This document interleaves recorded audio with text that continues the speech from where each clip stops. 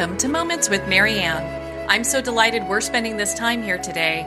We have a very inspiring show coming right up with special guest Monk Yun Rou, and he's here today to share with us his new book, Mad-Monk-Manifesto, a prescription for evolution, revolution, and global awakening. Monk Yun Rou is a Yale-educated, South Florida-based author of 15 books.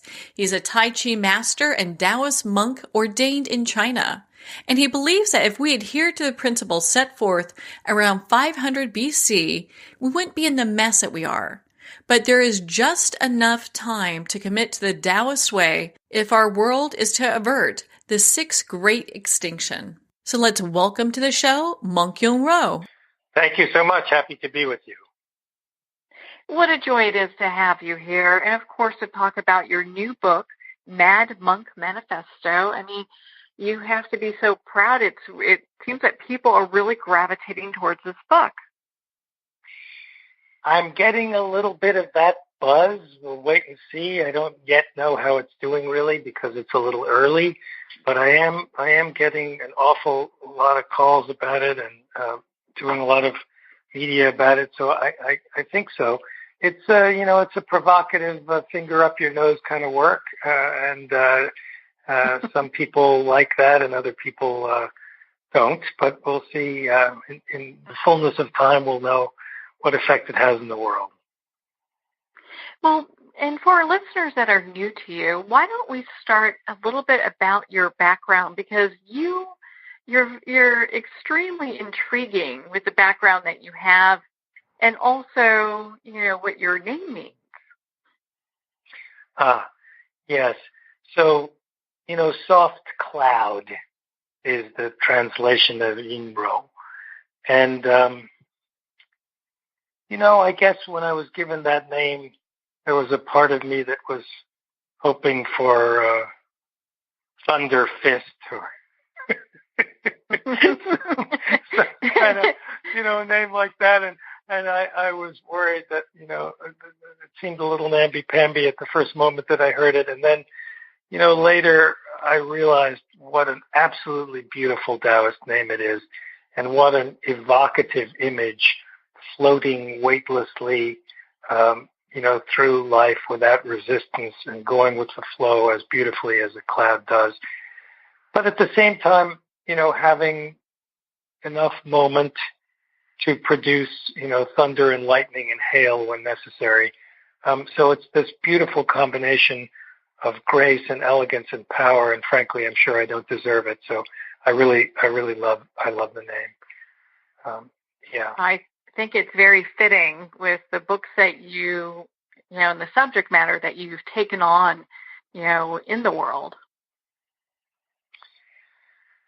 So, yes, you asked me about my background a little bit. So I think the most essential thing to know is that I, like many other people, was born a seeker. So I've always had this proclivity, this sense that there's more to life than what we are told and what we see, and that we're looking at the surface of the pond of things, and that, what lies beneath is compelling and fascinating to me. And so, from an early age, I kept trying to stick my head under the water and see what was down there. And, just as a tangential point, but I guess somewhat related, I have this lifelong passion for turtles. And I keep a few as pets, but I'm very interested in turtle conservation and the plight of turtles in the world, especially in Asia, with development and farming and consumption and traditional Chinese medicine extinguishing turtles from the world at such a pace. And I sometimes wonder whether my reason that I love turtles so much is that they are creatures who do exactly what I just described, meaning they are they can live on land, they can paddle on the surface, and then they can dive down and see what's underneath. And I always thought, what an amazing three-dimensional life they must have, and they fascinated me from childhood. Well, that is absolutely fascinating. And when I was a kid, my first doll was a turtle. So Really? And he had, wow. he had this little, of course this is like 70s, he had this little denim shell with a little pocket on it, and I used to stick things in his little pocket, whatever I felt was important at the time, drag him around with me. So I get that. Yeah, so when we have, when we look at, the animals that we share this planet with, and just the vast amount of knowledge and wisdom, and, there's so many messages there for us just in how we should be in relationship to the world around us. It's interesting. The book that I'm writing now, the follow-up to the manifesto, is actually, and this is the first time I've publicly mentioned this.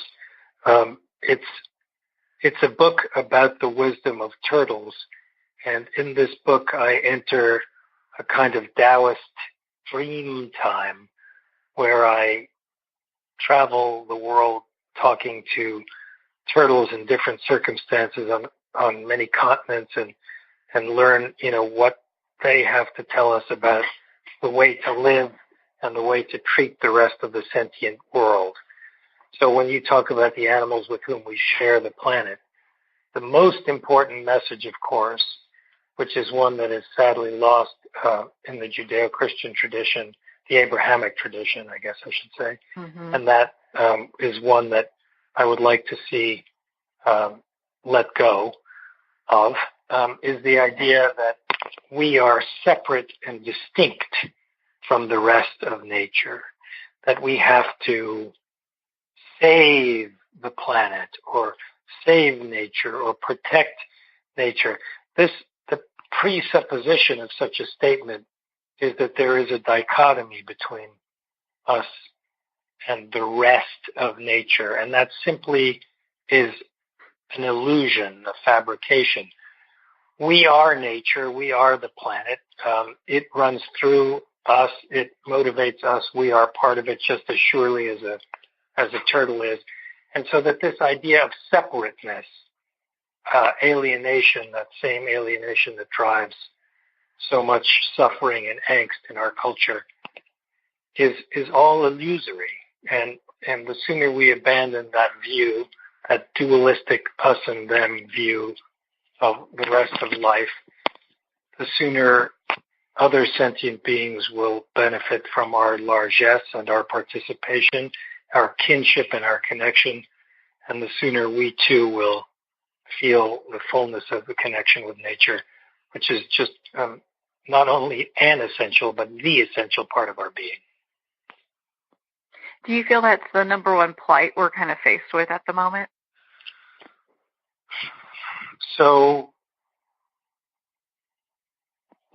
really, frankly, and I say this as a Taoist monk who has his predilections and preferences in terms of philosophies and framing of life in the world, but honestly, nothing about our politics, our society, our culture, our religions, these gods that live only between our heads, between our ears that we fabricate, and the stories we tell us that live in our heads. Listen, I love story. We're on a conversation together because of your love of story and mine. I recognize the importance and usefulness and majesty and beauty of legends and myths and story. It is my stock in trade.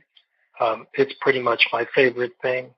But nonetheless, all those caveats and exclusions having been said, if we have no habitable planet and we cannot survive, then the rest of all that is a moot. So if we continue to destroy the earth as we are doing, then we will all perish. And so, regardless of the Russia investigation or the Chinese excursions into Africa or any other thing that happens to, the spats in the South China Sea or dictatorships in Africa or Venezuela or Brazil, regardless of the political things that occupy our headlines, the truth is that environment is the only gigantic global story, because without a place to live, nothing else matters. Isn't that the truth? I mean, and it's interesting because we are a society that is so kind of just into materialism, consumption. We look at, just technology. It really, while it connects us, it really, kind of rips us apart from nature as well. So, when you mention our society, we should be as blunt and unflinching in this conversation as I am in the manifesto, the mad-monk-manifesto. Mm-hmm. The truth is that although there is a lot of spin about our country being a nation of ideals and founded on a utopian document and all that, the truth was quite a bit grittier and more complicated because, we Caucasian white people came to this country from Europe to escape taxation, to have their form of worship be not tolerated because it was tolerated there, but to be the primary one or the only one. And in essence, to commit genocide upon the civilization that was here when we arrived, and to engage the second financial, economic war, which was slavery. So, in other words, our country, when you mention the materialism and technology, our country was founded on a material impulse, which was to pay less taxes and to enslave other people for profit. And we were willing to commit genocide to do that. And we have remained essentially not a nation in the sense that many other older cultures are, that is cohered by a past history or by values or by religion or by beliefs or by character, but rather in service of profit. So if you take the long view, well, you can't take a very long view since the United States is a very young country, but if you take as long a view as you can of this country, you can see that, where we are is a natural consequence of where we began. And it's been the trajectory all along. And now what we have is we have a marketplace more than we have a nation.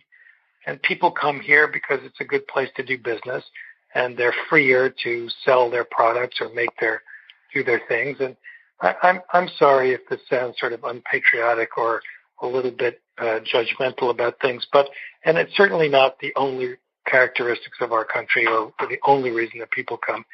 But more and more, this is the overarching flavor of things.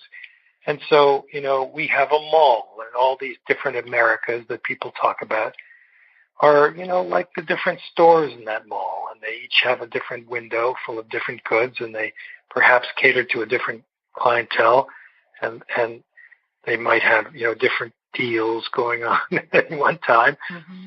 But the different Americas are primarily united by the fact that they're all residing within the mall. And so these stores are all in the mall. And unfortunately, what happens when Walmart or Kmart or, Target or one of any big box store, which is united as a dictatorship is in China or Russia, those stores, not everybody is happy, and people work for too little money, and they're forced to make the deals that they don't necessarily think are right, and on and on and on. But they do so because they're in service of the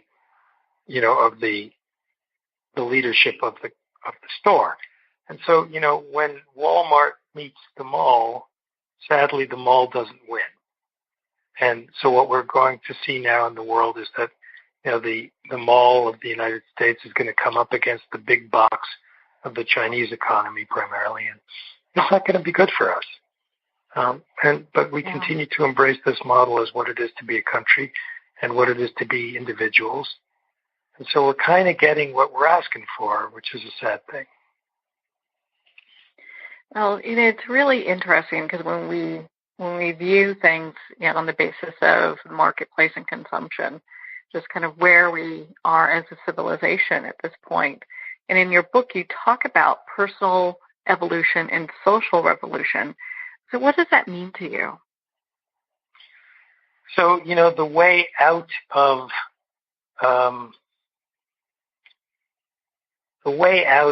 this conundrum, the way out of this situation, is that we have to reframe what we think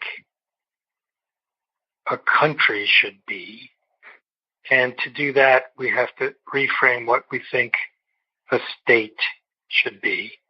And to reframe that, we have to reframe what we think a city should be, and a village should be, and a cohort should be, and a family should be, and then finally, what an individual should be, or must be, or what we want it to be. And so, in Mad-Monk-Manifesto, I constructed the book in that opposite direction. So I start with the rock falling into the water, and our personal decision and change is the rock. And the impact of the rock in the water creates ripples, and those radiate outward. And we cannot control any of that. All we can control is the rock. That's us. Once we fall into the water, what happens is beyond our control. And those ripples may go out all the way from, our family to our neighborhood, to our town, to our state, to our country, and then into the world. And we can't and shouldn't need to or worry about controlling how those ripples move. But we do need, and this is a very quintessentially Taoist idea, we have to pay attention to ourselves, not in a selfish and self-aggrandizing way, not in a hubristic way, but to pay attention to ourselves, because that's where the work needs to be done and where we can do it. We cannot control other people. We cannot control those ripples, but we can control us. So if we get a clear set of beliefs and values and we live in accordance with those, we become more powerful and the ripples become stronger. Do you feel that our disassociation with nature has kind of brought us to the place that we are? So I think that that Abrahamic flavor of our culture is at the root of things, but there are other elements. So, for example, when we talk about the Abrahamic faiths, the context in which I'm making this comment is that we have a novel we call the Bible, written by multiple authors, and in that novel there's a character we call God. There's another one we call Jesus, another one we call Moses. All these things are wonderful characters who are very rich and interesting and often have very valuable and important lessons for us.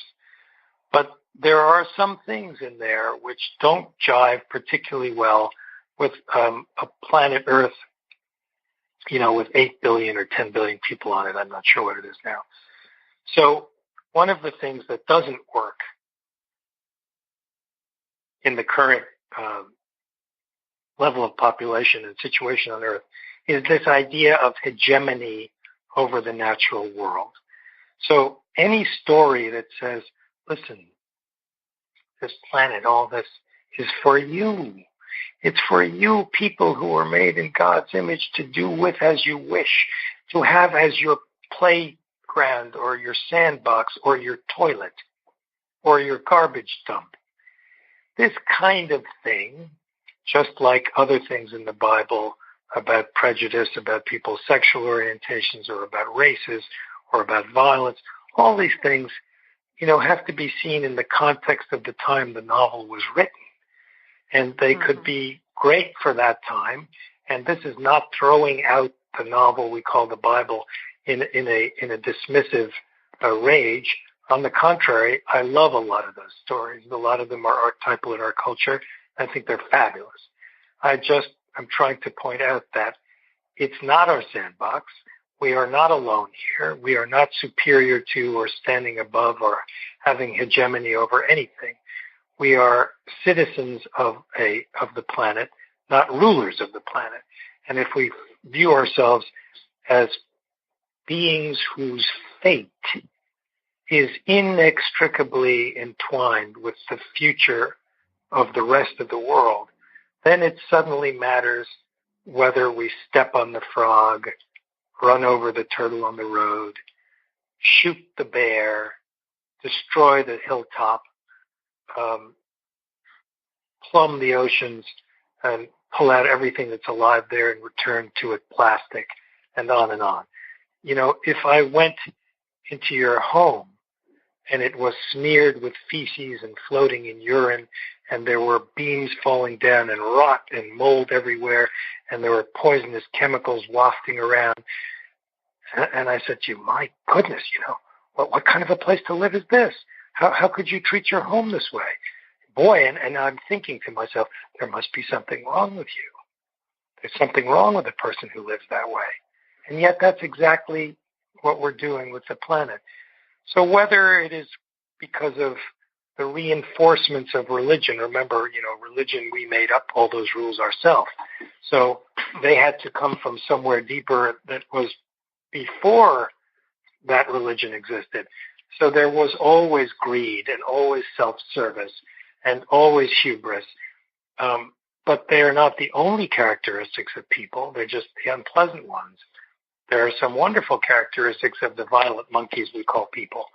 And so we have to put our attention to compassion and frugality and humility. Compassion in how we treat each other and all other sentient beings.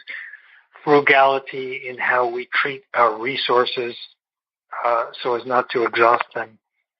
And humility in terms of how we see ourselves and who we think we are. Well, in saying that, when you wrote Mad-Monk-Manifesto, who did you write this with? You know, who's the audience that you wrote with this in mind? Was there a specific group of people, or is it everybody? You. That's perfect. So I mean, you know, I know I took your breath away with that, but actually, you know, look, you know, I know. So of course, but I'm in some ways quite serious, right? Because for someone who finds resonance in the material and in this way of looking at the world, for whom maybe not everything in my book is something you agree with, but that all of it is thought-provoking and makes you re-examine. I don't want to say makes you because that's a little not quite the spirit of the book, but helps you, exhorts you, and inspires you, best of all, to re-examine some of your presuppositions and values and behaviors and help you make your own way forward into change. Anybody who is described by what I just said is the audience of this book. And of course, it's easy to say that it's best for college kids, you know, who are in that, that questing, self-examining, growing time of life. But I think it's also equally appropriate for people who are retired at the other side of life, who now have time to reflect and think about what they have done and what they continue to do and what they want to do, and most of all, who they wish to be before they die, right? And everybody in between those two poles, right? So I have teenage students who read and enjoy the book, and I have college kids who are reading and writing me about the book, and I have captains of industry who are reading and writing me about the book, challenging my assertions about capitalism and about profit. And for example, the idea that business is not about profit. This is a very iconoclastic idea in our culture, but the truth is business is about the provision of services and goods and about providing jobs to a community, and profit is entirely, and must be, a distant third. So that's a blasphemous concept in America, but it's one to which we must return. And there are many other sort of instigatory but important ideas too in the book. Mm-hmm. Well, just as earlier you talked about the rock dropping in the water, it's interesting when we have books like these that, in a sense, are the rock that make that wave. We never know where it will reach and who it will touch, but the impact has been made. So, it'll be interesting to see how people look at our planet and with your book, decide, hey, I want to start doing things differently.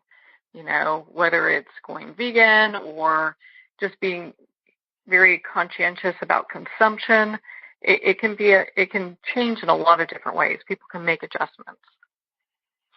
So, a few things here. You mentioned, so first of all, I want to say that I get these letters. Sometimes they're emails, sometimes they're physical letters from people whom I either don't know or who I met years ago and know slightly. And they've read the book, and they're writing me to tell me what a difference having this book has made to them in their lives. The book has only been out a couple of months. I mean, it's amazing that I'm getting any of this. It takes a little time for people to get around to a book and also to read it. Sometimes you buy it, but you don't read it right away. I know I have a stack of books that I'm working my way through all the time. And so I continue to be humbled and grateful to receive that kind of letter and know that this is going out in precisely the way you just described, which is that in ways I could not predict, really. The other thing is, too, that regarding the ripples, the idea of controlling the ripples, of controlling the effects of things, is so burned into our culture that the whole concept of controlling our own lives and the world around us is part of what has led us into this terrible pickle. And, the Taoist view of this is really quite different. It's much more about surrendering. It's much more about the least effort and the maximum result. It's about efficiency and effectiveness, but it's about sensing the flow of things and figuring out how to go with it, not against it. At the very beginning of our talk, you asked me about my background, and we kind of didn't do much there, but I do want to say that, having been born a seeker, I had this wonderful advantage, which is that I was born the son of a man who was for decades arguably the most famous heart specialist in the world. So people from all walks of life came to him, and I saw kings and princes and captains of industry and Hollywood moguls and stars and, billionaires and just people who were at that time the folks who ran the world. And what I noticed as a little boy, seeing these people in a parade through my parents' apartment in New York City, was that despite the fact that they had everything that we were all told we should want, so they had fame and power and beauty and riches and so on, many of them were dramatically unhappy, and many of them were no better or more evolved or balanced or deep or profound or wonderful people than anybody else. In fact, a lot of them had more than their share of miseries. And I remember seeing those people and thinking, wow, if I've been told that that life is exactly the life that I should want, they have everything that I'm told we all should aim for, but they're not really particularly happy or giving more to the world or even getting more from the world than anybody else, then I've been sold a bill of goods here about the purpose of life and what's important in life. And if that's true, what other bills of goods have I been sold by our culture, unwittingly by my parents and family and friends and community? What have I been sold about religion? What have I been sold about politics? What have I been sold about economics? What have I been sold about country? All of that. And so, I began this quest, and because my mom was a student of the famous Jewish philosopher Martin Buber, she had quite a good philosophy library. And so as a little boy, I was rummaging through those books looking for answers. And of course, those books are inaccessible even to graduate students. So, as a child, I was understanding very little. But I did have a little bit of a zing from reading them anyway, a search for wisdom, and particularly so for the works from East Asia. So that's how I began this trajectory. I think it's interesting when I look back on my path, and it's most of the times it's a squiggly line that takes us to where we're supposed to be anyway. And a long time ago, I had someone tell me, if the ocean is salvation, there are many rivers that lead to it. So, I look at that from a consciousness standpoint, and we really end up where we're supposed to. And obviously, you're exactly where you're supposed to be with the insights. Well, thank you for saying so. I would say that if your life was a squiggly line, you're doing great. Mine is usually sort of a jagged peaks and valleys going backwards, up, down. It wasn't just to get here. I'm not a spring chicken. It took a little while.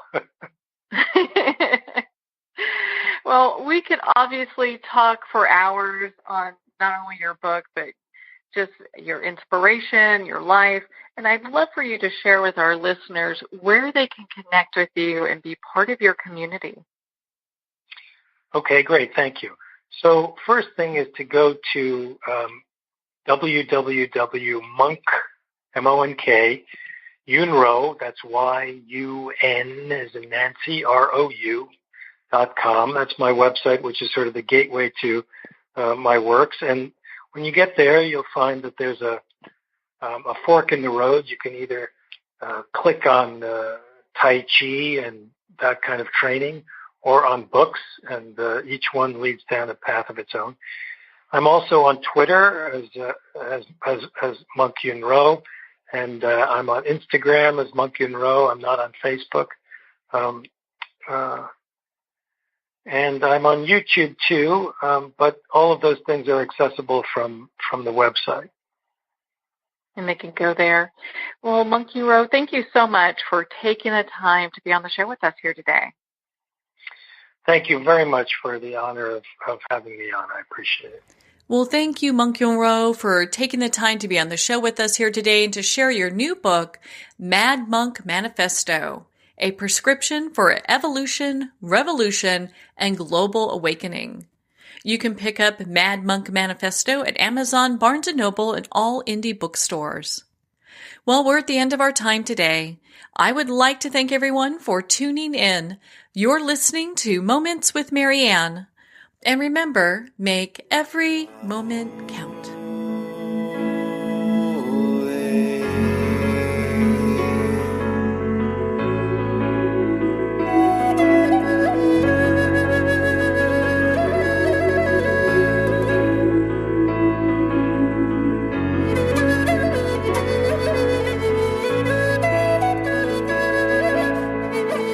In a single moment, your life can change. Moments with Marianne is a transformative hour that covers an endless array of topics with the best of the best. Her guests are leaders in their fields, ranging from inspirational authors, top industry leaders, and business and spiritual entrepreneurs. Each guest is gifted and a true visionary, a recognized leader in her own work, and while teaching others to develop, refocus, and grow, Marianne will bring the best guest and sometimes a special surprise. Don't miss this. You never know just which moment will change your life forever. Moments with Marianne airs every Sunday, Monday, Thursday, and Friday at 8 p.m. Eastern and 5 p.m. Pacific Time. Make sure to tune in and visit momentswithmarianne.com for more information.